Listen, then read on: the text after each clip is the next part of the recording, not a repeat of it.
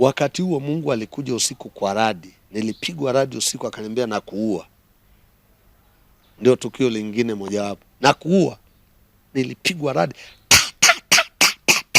Hutaki nitumike, nitakuua. Nasemaga Mungu akulazimishi, anakulazimishi. Sema hutaki, na hiyo gari unayoingangania hiyo, kesho asubuhi na iangusha pale Same ili ujue mimi ni Bwana. Nikaogopa kwenda. Asubuhi tena sana tunaambia gari ya Muru imepinduka pale Same. Nikasema shikamoo. Alafu siku moja akafariki mtoto wa mshirika. Tuko msibani kurudi, tukakuta majambazi wameingia, wamesomba kila kitu, vitu vyote vya harusi kuanzia kitandani, kila kitu walibeba. Zawadi zote, sahani zote walibeba, kila kitu. Tukabaki tukakuta vitanda tu, hatuna godoro nani. Tukaanza kwa mimi kila kitu nilichonacho nilikipata kwa Yesu. Yaani vile vitu ambavyo sasa Bwana, kwa kuwa katika wito Mungu alinitokea kwa sauti ile ile ambayo alinitokea wakati naokoka nikiwa mpaganism, na sauti kaniambia hivyo. Nitangulia kusema wakati niko na lori pale Wami, sauti ilimpiga kwamba hutachukua leseni, na sikupata leseni kwa kweli. Mambo yote nilibaki na lena mpaka ikaisha. Nilikuja kupata leseni nikiwa kwenye utumishi tayari ya kuendesha gari, lakini ile ya kuajiriwa si, Mungu alivuruga mipango. Kwa hiyo ile sauti iliyonipiga tena kwamba hutaendesha malori, nitakupa leseni yangu ya nini? Ya Injili. Kwa hiyo mimi huwa nikisimama kwenye Injili huwa nasimama kama mtu mwenye leseni niliyepewa. Alafu TAG wakaweka mikono kuthibitisha. Kwa hiyo huwa najiamini mno, alafu namwamini Yesu 100% na zaidi. Kwa hiyo nimekutana na mambo, nimekutana na matukio. Kwanza nimechunga kanisa langu la kwanza wakati ndo nimeacha malori. Sasa wakati nimeanza malori, nimeacha malori, Mungu akawa anasema na mimi, ananionyesha naombea watu, misitu inaanguka, alafu visiki vinafanya nini? Vinang'oka kabisa msitu mzima. Kwa ninaanza kutiwa moyo fulani, nikiona ni kama, alafu unakuta maiki zimepangwa, mimi nikisema nikienda huku maiki nyuma, maiki nini, alafu nahubiri, alafu nasikia raha. Alafu naambiwa nenda kumwambia mchungaji wako Bukuku maono haya. Nikasema hapana, sitaki kuwa mchungaji. Nilikataa kuwa mchungaji. Unaona? Yaani katika wito nilikataa kabisa kuwa mchungaji. Kwa sababu kipindi kile maisha ya wachungaji nilikuwa naangalia hii ya kutegemea sadaka, na wakati mimi ni dereva, nina ufundi, na sasa najua kutafuta. Alafu wakati ule wako wanasemwa, wanakula sadaka zetu. Yaani nikasema sasa Mungu alivyosema, nikamwambia una wachungaji huko vyo vya Biblia. Mimi siwezi kabisa, acha nimtumikie Mungu. Mimi chochote kikitokea hapa kanisani mimi nitakifanya. Unaona? Wakati nimeoa, wakati naitwa, sina safiri na lori. Hela ipo. Kipindi hicho ilikuwa hamna mabasi, kwa tulikuwa tunapakia mizigo njia na abiria, tuna hela. Yaani una hela mfukoni mpaka njaa haiumi. Unajua ukiwa na hela njaa haiumi. Ukiwa na hela barabarani njaa haiumi, lakini huna hata 100. Kwa nilishaishi maisha haya. Alafu leo niambia nianze kutegemea visadaka sio nani. Kwa tuligombana na Mungu. Ugomvi, nenda kamwambia mchungaji. Sasa Mungu pia akaanza kuongea na mchungaji. Huyu kijana mimi nimemuita. Siku nyingine nikaambiwa usipomwambia mchungaji nitakutandika. Si ndio nikaenda kumwambia. Alafu siku hiyo nikaonyeshwa barabara mlimani, Mgombani imenyoka, nikaonyeshwa na kuna kanisa na kuna watu na sura za watu. Nataka unitumikie. Sijaenda chuo cha Biblia hata. Mwaka ule wa 93.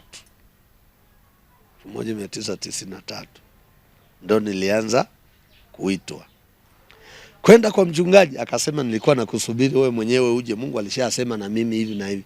Kipindi hicho mchungaji wangu Bukuku alikuwa ni mwangalizi wa section. Akaniambia muombe Mungu, wiki ijayo, Jumapili ijayo na kupeleka mahali kukukabidhi kanisa. Nililia siku hiyo. Unajua kulia? Nililia siku hiyo. Sasa imefika Jumapili bwana, kupelekwa ile barabara niliyoiona usiku siku ile kwenda ni maeneo ya Moshi Kiboroloni kwenda mlimani juu, inaitwa Odimoshi. Nikaikuta ile barabara ile ile, kuingia ndani wale watu ambao nilianza nao ni wale wale. Nikasema Mungu, Mungu. Nikatambulishwa kwa mchungaji wao. Sasa wanatoa sadaka. Sasa mimi sina hata 100, nimeacha kazi. Kwanza nimesahau tukio fulani kabla ya kupelekwa pale, silikuwa nimekataa. Nikamwambia Mungu, sasa mimi kazi ya uchungaji sifanye nini? Sitaki kabisa, acha mimi nipate hela nitasapoti wachungaji na kufanya hivi na sadaka na nini. Kwa hiyo tukawa tunachukua wageni wanaokuja kanisani Jumapili ili wakale nyumbani kwa mke wangu, anapika pilau anafunikia pale, wageni wako msiondoke, tunawapeleka wageni wanakula ndio wana. Kwa hiyo nikamwambia Mungu, yani kama namshawishi Mungu, huduma yangu ni hili. Mungu akaniambia nakutaka wewe. Nakutaka wewe. Sasa ikafika wakati nikamwambia mke wangu, sasa ninafanyaje? Naanzia wapi? Nafanyaje? Sasa twende mjini tukatafute chumba, nilikuwa na hela ili nikufungulie duka, ili mimi nifanye kile Mungu anafanya nini? Anataka. Wakati huo Mungu alikuja usiku kwa radi. Nilipigwa radi usiku, akaniambia na kuua. Ndio tukio lingine mojawapo. Na kuua. Nilipigwa radi.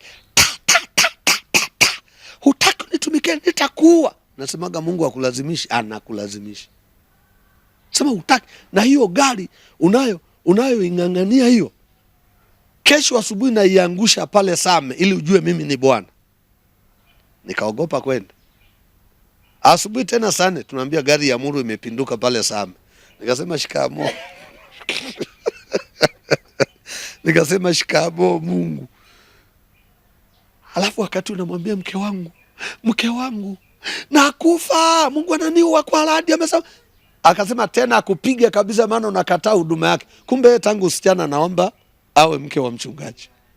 Kwa hiyo ni kama majibu yake. Sasa nikamwambia nyie na Mungu nyie mna mpango na wewe na huyo. Kasirika, sikutaka kabisa hii huduma. Hasa kwa sababu ya kusemwa haya visadaka, maisha ya wachungaji hayo ya kutegemea mpaka upewe, na wakati mimi na ufundi wangu na ujuzi wangu. Sasa bwana, tumeenda, nikamwambia sasa nimekubali. Twende mjini tutafute chumba. Nilikuwa na 50,000, kipindi hicho ni hela nyingi, ni kama 500,000 mzee. Tukapata chumba, sio tununue vitu ili tufungue duka. Kwani tulinunua? Kwani tulifanya tukazunguka mjini, jioni tumerudi tu. Usiku wake nikaumwa kitu kisichoeleweka. Niliumwa ugonjwa usioeleweka wa kufa. Mke wangu akatafuta gari, nimekuja kubebwa nikapeleka hospitali fulani, nimetibiwa. Kufika njiani wakati narudi nikazidiwa nataka kufa. Aliyekuja kunibeba ni Askofu Lazaro. Alinikuta barabarani. Mke wangu anasimamisha kila gari yasimame. Nimelemewa. Baba wa watu alikuwa na Crown fulani, Toyota Crown ya rangi ya udongo. Akanibeba mpaka nyumbani ule mzee Lazaro, Mungu ambariki sana. Akanipeleka. Sasa ile wiki ya kuumwa na matibabu 50,000 ilifanya nini? Ikakata yote. Alafu ilipoisha nikapona. Alafu siku moja akafariki mtoto wa mshirika. Tuko msibani kurudi, tukakuta majambazi wameingia, wamesomba kila kitu, vitu vyote vya harusi kuanzia kitandani, kila kitu walibeba. Zawadi zote, sahani zote walibeba, kila kitu. Tukabaki tukakuta mameza vitanda tu, hatuna godoro nani. Tukaanza kwa mimi kila kitu nilichonacho nilikipata kwa Yesu. Yaani vile vitu ambavyo nilivinunua vyote vile vilisafishwa vyote. Yaani kuondolewa tu kiburi. Alafu wakati huo mama ni mjamzito. Anajifungua na shilingi 100. Ndio nikakabidhiwa kanisa lile. Sasa turudi kwenye pointi yangu. Kanisa lenyewe linasubiri mchungaji atoe sadaka, alafu awe mfano atoe sadaka, alafu nao watoe. Kwa hiyo usiposimama kwenda kutoa na wao hawatoi. Mwa kuchunga washirika walioharibika wanaangalia, mchungaji lazima awe mfano. Nilipewa watu walikatika kwenye kanisa fulani wakadai tawi. Nilikuwa ni haki yao, lakini walikuwa wameharibika mioyo. Mimi mwenyewe natembea kilomita 5 kwa mguu kwenda na kurudi. Afu nikirudi nikifika njiani naangalia wale wenzangu wale malori tukao tunaenda nayo 5 style ya Arusha wananipungia nalia na garagara barabarani. Nalia kama mtoto barabarani, watu wanakusanyika. Nikiona wenzangu wanavyo Mungu, nakumbuka kuku tulikuwa ukiambiwa Misri walikumbuka kuku, na mimi nilikumbuka. Ukifika Chalinze wapi pale Michungwani, matunda pale, miguu ya mbuzi, kuku unajaza kwenye lori pale. Hata njaa hayumu, unadokoa tu. Nalia. Mke wangu amejifungua, nina 100. Nimeenda kanisani siku hiyo, hata nauli hawatoi. Nauli ilikuwa shilingi 50 daladala mpaka Moshi mjini kwenda huko. Lakini sadaka anatoa shilingi 20. Inabidi utembee kwa mguu. Washirika wasiojali mchungaji, wasiofanyaji. Nilianza katika hali ngumu. Sasa siku moja nikiwa nashuka ibadani, mke wangu ni mzazi, sijui anakula nini, sijui anafanya nini. Nilipofika njiani nikasikia soma Luka 10 mstari sijui wangapi. Kufungua Biblia, Yesu akawatuma wanafunzi wake. Walivyorudi akawauliza, je, mlipungukiwa na kitu njiani? Wakamwambia, la Bwana. Nikasikia kitu kingine kimetoka. Kufika nyumbani, kuna bwana mmoja alikuwa anaitwa Munisi, alikuwa mchinja nyama. Jirani tu. Wala sio ni majirani tu, watu wazuri. Unajua Wachaga ni watu wazuri sana. Wachaga ni wale watu ambao hasa wale majirani zangu. Mke wangu alijifungua, mimi sipo, lakini walimchukua na gari KSMC na kumrudisha. Yaani hawapati mali kama iwe yao, wanasaidia. Sasa nikakuta mke wake ameenda buchani kwa mume wake, amekata kilo hizi na ndizi mkungu ameleta pale nyumbani. Kuna mama moja anaitwa Mama Tarimu, alikuwa na duka la jirani. Ana duka Moshi mjini, amechukua vinguo vya watoto, majora amekatakata, ameleta rundo, nguo za mama, vitambaa na nini tena na nguo za mtoto. Kuangalia nyama supu. Kaambia Yesu shikamo. Sasa umenitia moyo. Sasa Yesu akaanza kutoa watu kweli hivi, tukaanza hivi na hivi. Baadaye gari kafanya nini? Ikawa imefungwa injini sasa. Ndio nikawa naenda kazini. Sasa ile kwenda sasa Mungu ndio akafanya nini? Ndio akawa ameniita kwa namna hiyo, ndio nikawa Kwa hiyo katika utumishi, matukio niliyokuwa ambayo sitakani ya sahau. Lile kanisa baada ya kufikisha watu 50, mzee wa kanisa alikuja kulitamani, akawa ananifanyia, maana alikuwa tunaabudu nyumbani kwake. Sema hapa ni nyumbani kwangu, tafuta mahali pako uende na watu wako. Kumbe ameshasuka. Haya mambo ya kuchunga kanisa kabila moja. Wewe kabila lingine wanaongea kikwao, wewe ukimaliza ibada yeye anaita watu wake kwanza kuongea. Ukipanga mkutano wa Injili anasimama anasema, jamani, mchungaji anapanga mkutano majira haya. Je, kuna mtu mwenye hela hapa? Anasema hatuna. Ngambia nyinyi mtaua huduma yangu nyinyi. Kwa niliwaacha, sikwenda kuaga hata mpaka leo. Ngambia TG chukueni kanisa lenu. Mimi kaendelea kwenye uinjilisti. Kwa nahubiri kule Lushoto wapi, ndio matukio ambayo nayafahamu. Kwa kanisa langu la kwanza nililiacha, akawa ameenda mtu mwingine. Kwa baada ya hapo sasa nikarudi kanisani kwangu kwa Buku, nikaanza. Ndio nilikwambia mimi na miguu ya mbele na nyuma. Ukinikamata huku natokea huku. Kwa nikawa tumefungua makanisa mawili Lushoto, maeneo ya Lukozi, tukiwa na timu kutoka pale kanisani kwangu. Sasa nikiwa Lushoto siku moja nikaona maono. Napelekwa kwenye kanisa ambalo lina form 2. Hakuna watu. Kuna kibao Tanzania Assemblies of God. Kuna kabarabara tena. Kanisani kajengo kabovu. Alafu ni form 2, hakuna mtu hata moja. Nikamshirikisha mama ambaye tulikuwa naye na timu yangu ile. Akaniambia, mchungaji, unahamishwa. Wapi? Tumesikia uhamisho umetoka. Wewe unapelekwa Same, mchungaji wa Sanyajuu anapelekwa Korogwe, na mchungaji wa Korogwe anapelekwa Tanga. Kuna mchungaji alifariki Tanga.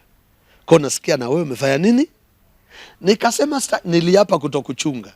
Unajua injilisti na raha zake. Ngoma kama hii. Alafu sasa huna ukishapiga zako nini? Mambo ya kusemwa sema utayatoka. Kwanza nani atakusema una upako hivi, nani atakusema? Mambo ya kujaa kukaa na watu na nini, mara yeye amekuta sadaka, mara sio afanya nini, mara yeye hivyo. Kwa hiyo nilikataa kuchunga. Sasa Mungu akaanza kusema na mimi. Nilikasirika. Nilivyorudi askofu wa jimbo akaniita. Ni marehemu sasa hivi mzee Mushi, Rabiel Mushi. Mtinda, tumeona tukupeleke Same, wewe umetoka chuo cha Biblia juzi, ule mji wa Same sio na nini, akanipamba sana. Nikamwambia ngoja nikamuombe Mungu kwanza. Wakati huo nimekaa miezi 6, nimekabidhi kanisa, napiga tu na huduma ya uinjilisti. Kwa hiyo nimeenda, mama moja akaniambia, mchungaji, Same usiende. Same usiende kabisa, sikushauri uende Same. Kwa sababu kanisa la Sanya akaniambia sifa za hapo na nini, mchungaji wake mwenyewe analinda guest. Anafanya kazi ya ulinzi guest. Kama hapa anafungulia watu wanaokuja saa 8, hawamtunzi. Usiende huko. Kaambia jimboni siendi. Nimepanga bwana kukataa. Huko Mungu ameshanionyesha barabara na watu na nini na safari amenionyesha fomu. Sio watu. Sasa ile nafika ofisini kwenda kuambia mimi hapana. Askofu akaniambia, bwana tumebadilisha, sio Same tena. Mchungaji wa Same amesema tumwache na nini, bado hayuko tayari kuhama. Kwa wewe tunakupeleka Sanya. Kusikia Sanya sasa, nikamwendea yule nabii wangu aliyeniambia, nabii mke. Akaambia, nimeambiwa, akasema kama ni Sanya, tiki. Kapiga vigelegele. Bwana, kesho yake nahamishiwa Sanya. Nikapelekwa kwenye kanisa ambalo lilikuwa ni kilabu cha pombe cha miaka. Na alikuwepo mchungaji amefariki, akapelekwa huyo, kanisa lilitawanyika, kwa kulikuwa hamna watu.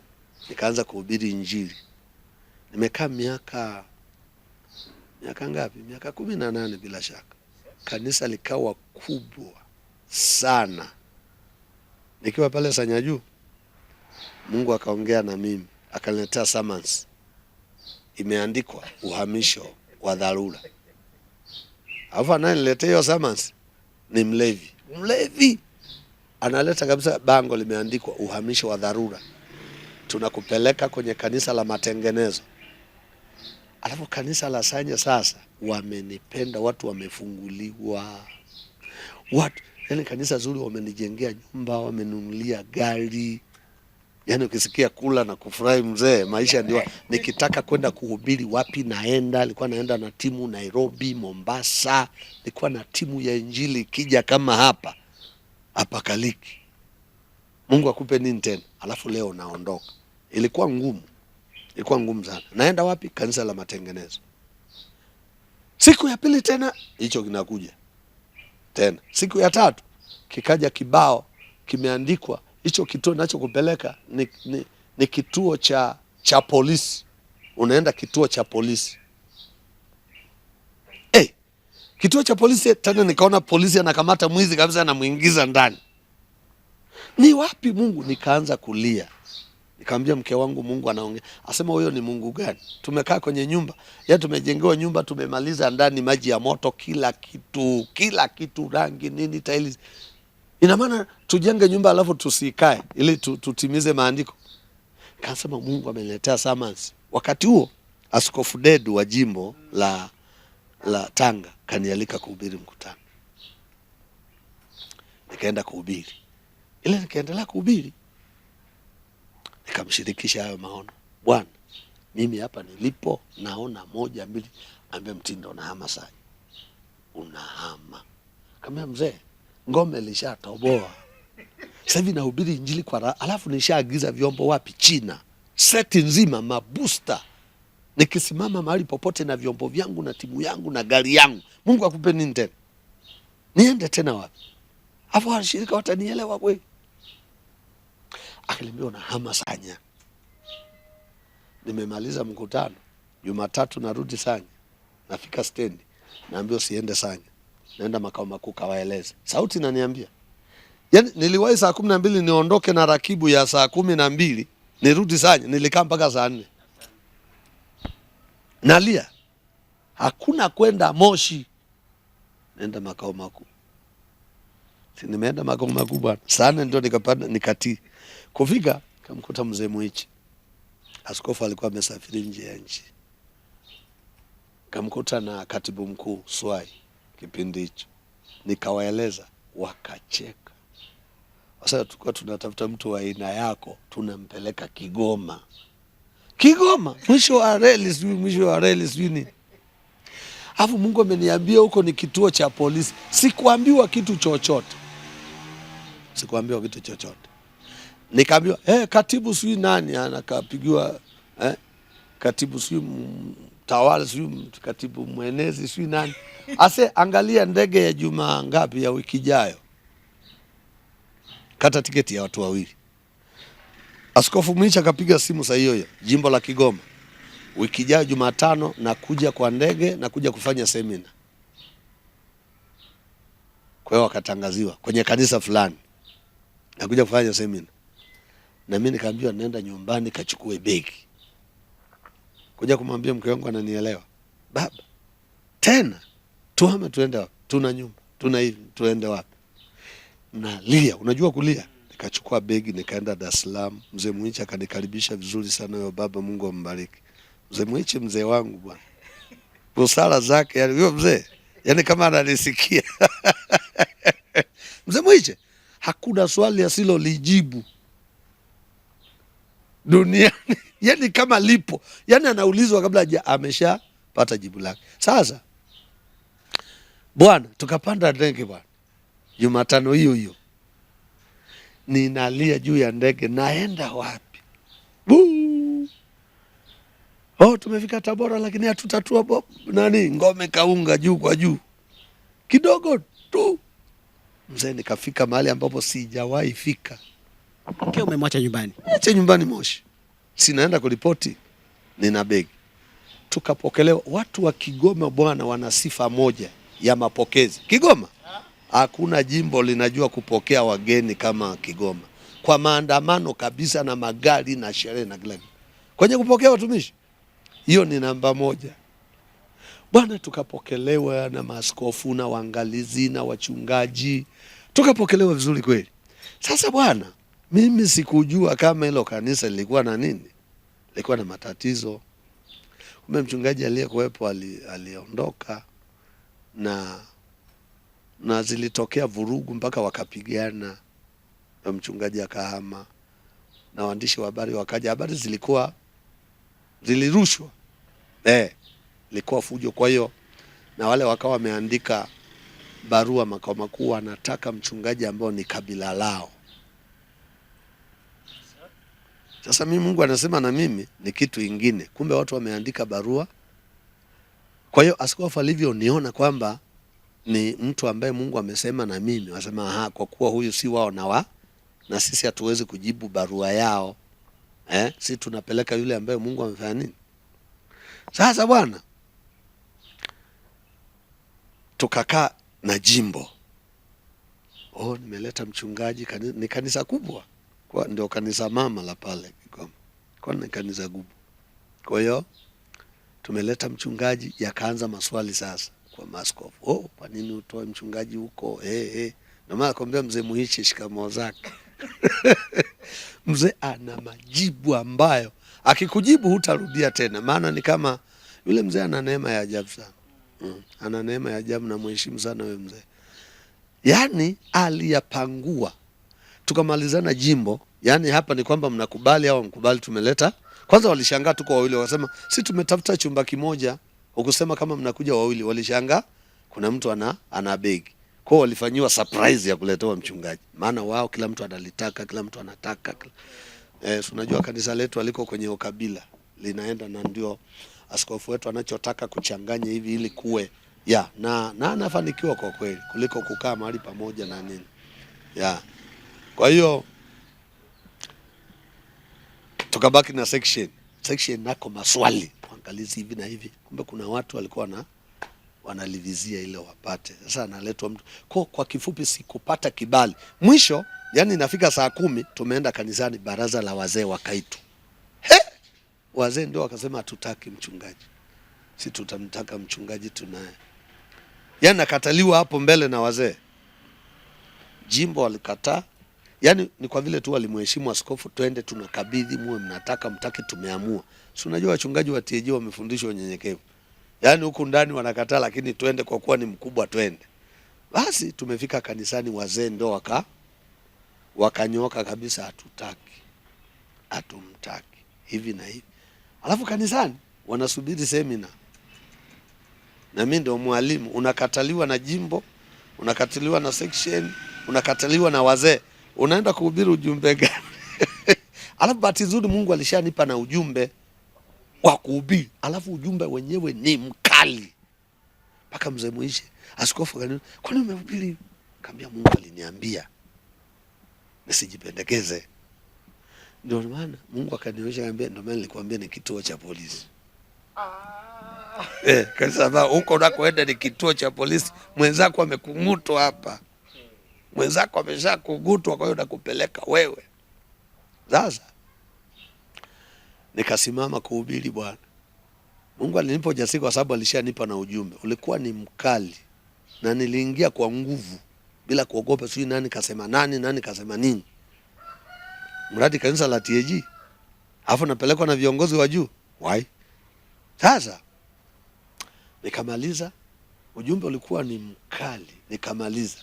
Askofu Mwiche akasimama, jamani, huyu ndio mchungaji wa hapa. Akasema hatumtaki. Alafu wanaosema hivi ni wanawake. Tena ya kwaya kwa pamoja, hatumtaki. Tunataka mchungaji wa kwetu, hatumtaki.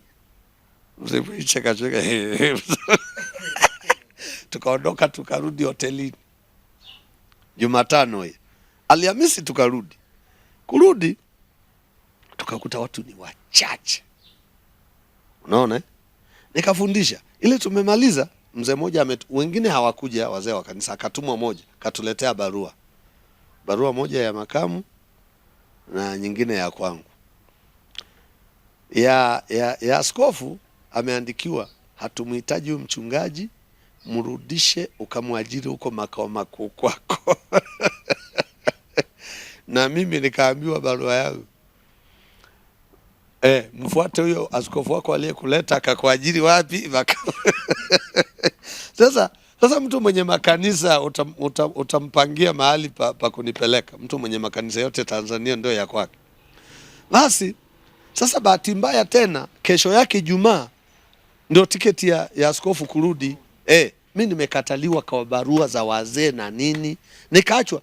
Nikamwambia askofu, wewe rudi zako. Wewe ngoma wewe niachie. Mungu alishaniambia wewe niachie. Kwa nikaachwa kule, sina shangazi, sina mjomba, sina nani. Ijumaa naenda peke yangu, kachukua boda nikaenda kanisani. Kufika amekuja mzee mmoja wa kanisa amekaa hivi. Yaani kama ananiambia hivi, wewe yaani pamoja na haya huondoki tu. Sasa unajua katika kanisa bwana, watu wote hawezi kukuchukia.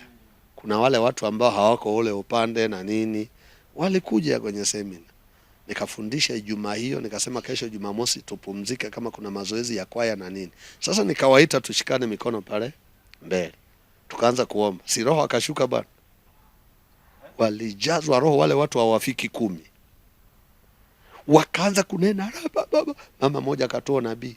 Bwana asema, huyu ndiye mtumishi wa hapa, nimemleta mimi. Wakati wanatabiri nikawaacha, nikakimbia boda hotelini, nikawaacha. Sijui aliondoka saa ngapi.